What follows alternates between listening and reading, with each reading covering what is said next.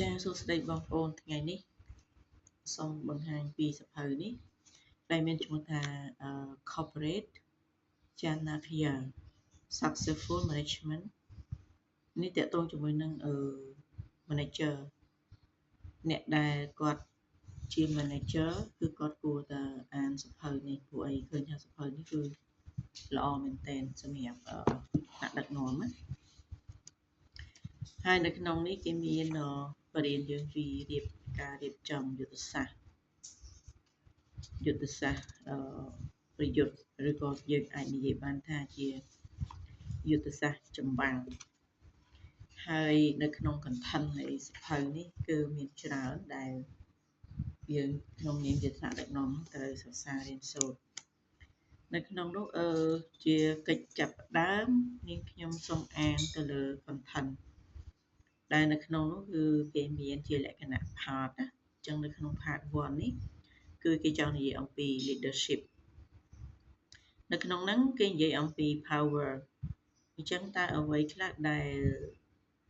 ក្នុងនាមយើងជា manager យើងមាន power អញ្ចឹងទី1គឺ power in the corporate world ទី2 power bring responsibilities ទី3 the art of punishment ទី4 staying at the top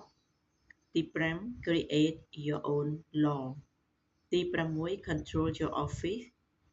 ទី7 leaders have the edge ទី8 maintain secrets ទី9 the 7 pillars of business ទី10 3 aspects of success ទី11 power management ទី12 bosses are answerable ទី13 applying the Astra in business ទី14 inherited company ទី15 a public awakening អញ្ចឹងក្នុង part ទី1នេះគឺគេនិយាយអំពី power ចំនួន15ចំណុចហើយនៅក្នុងហ្នឹងគឺចំណុចនីមួយៗគឺមានសារៈប្រយោជន៍ហើយក៏អាចជួយឲ្យថ្នាក់ដឹកនាំគ្រប់គ្រងទៅលើទាំង business ឬក៏និយាយរួម